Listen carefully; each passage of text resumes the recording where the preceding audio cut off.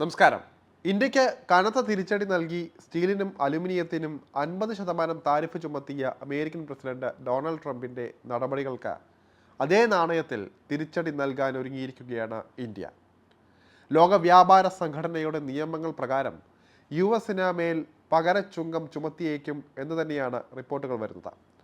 India എന്ത് നടപടിയാണ് ഇക്കാര്യത്തിൽ സ്വീകരിക്കുന്നത് എന്ന വ്യവസായ ലോകവും ഉറ്റുനോക്കുകയാണ്.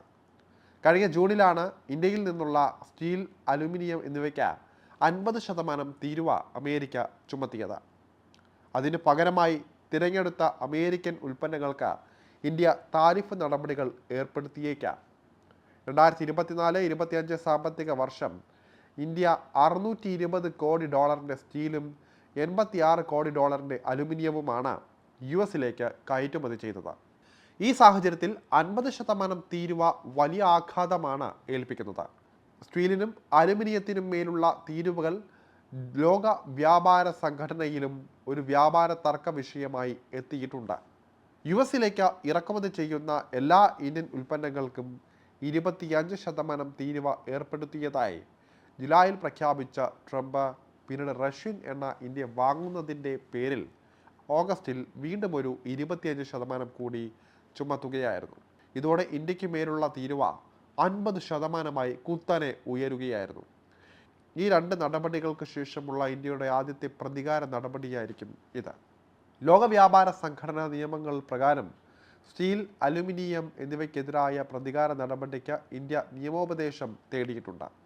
ഇന്ത്യയുടെ ആശങ്കകൾ അമേരിക്ക പരിഗണിക്കാനോ ചർച്ചകളിലൂടെ പരിഹരിക്കാൻ പോലുമോ തയ്യാറാകാത്ത സാഹചര്യത്തിലാണ് ഇന്ത്യ പ്രതികാര നടപടികൾ സ്വീകരിക്കാൻ ഒരുങ്ങുന്നത് എന്ന് ഈ മേഖലയിലുള്ള വിദഗ്ധർ പറയുന്നു.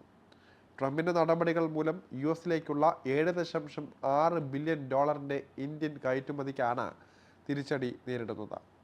ഇതിനാനുപാതിക നടപടിയെടുക്കാനുള്ള ഇന്ത്യയുടെ അവകാശത്തെക്കുറിച്ച് കേന്ദ്ര സർക്കാർ ലോക വ്യാപാര സംഘടനയെ അറിയിച്ചിട്ടുമുണ്ട്. ഇന്ത്യ പകരം തീരുവ ചുമത്തിയില്ല എങ്കിൽ അത് ഇന്ത്യയുടെ ദൗർബല്യമായി പ്രതിപക്ഷ കക്ഷികൾ പ്രചരിപ്പിക്കാനും ഇടയുണ്ട്. വലിയ സ്വീകാര്യതയുള്ള ശശി തരൂർ പോലും അമേരിക്കക്കെതിരെ ഇതിനായി നടപടിയെടുക്കണമെന്നും, അതായത് പകരം തീരുവ ചുമത്തി നടപടിയെടുക്കണമെന്ന് നേരത്തെ അറിയിച്ചിരുന്നതാണ്. അതുകൊണ്ട് തന്നെ പകരം തീരുവ ചുമത്തുന്നത് സംബന്ധിച്ച് കേന്ദ്ര മന്ത്രിസഭ ഉടൻ തന്നെ ചർച്ചകൾ നടത്തും. അതുകൊണ്ട് ഉടൻ തന്നെ പ്രാബല്യത്തിലാക്കാനും നീക്കം നടത്തിയേക്കും. അമേരിക്കയ്ക്ക് ശക്തമായ തിരിച്ചടി നൽകണമെന്ന ആവശ്യം എംപിമാർക്കിടയിലും ശക്തമായി ഉയരുന്നുണ്ട്. അമേരിക്ക ഇന്ത്യൻ വിപണിയിലേക്ക് $45 ബില്യൺ മൂല്യമുള്ള ഉൽപ്പന്നങ്ങളാണ് കയറ്റുമതി ചെയ്യുന്നത്. ഇന്ത്യയും യുഎസും തമ്മിലുള്ള വ്യാപാരം 2030 ആകുമ്പോഴേക്കും $500 ബില്യൺ ഉയർത്തണമെന്ന പ്രഖ്യാപനങ്ങൾക്കിടെയാണ് ഈയൊരു തിരിച്ചടി. പരസ്പരമുള്ള ഈ താരിഫ് യുദ്ധം ഇരു രാജ്യങ്ങളും തമ്മിലുള്ള വ്യാപാര ചർച്ചകളെയും ദുർബലപ്പെടുത്തുന്ന അവസ്ഥയാണ്. എന്തായാലും അമേരിക്കയിൽ നിന്നുള്ള വ്യാപാര സംഘങ്ങളും രാഷ്ട്രീയ പ്രതിനിധികളും ഇന്ത്യ സന്ദർശിക്കുന്നുണ്ട്. ഈ വേളയിൽ ഇന്ത്യ പരസ്യമായി അതൃപ്തി രേഖപ്പെടുത്തും എന്നാണ് അറിയുന്നത്. മാത്രമല്ല, അമേരിക്കയ്ക്ക് ബദലായി മറ്റ് രാജ്യങ്ങളെ തിരഞ്ഞെടുത്ത് കൊണ്ടുള്ള വ്യാപാര കരാറുകളെപ്പറ്റിയും ഇന്ത്യ ചർച്ചയിൽ കൊണ്ടുവരും. പ്രത്യേകിച്ച് റഷ്യ അമേരിക്ക ഇടങ്ങി നിൽക്കുന്ന സാഹചര്യത്തിൽ ഇന്ത്യക്ക് പൂർണ്ണ പിന്തുണ പ്രഖ്യാപിച്ചിട്ടുണ്ട്.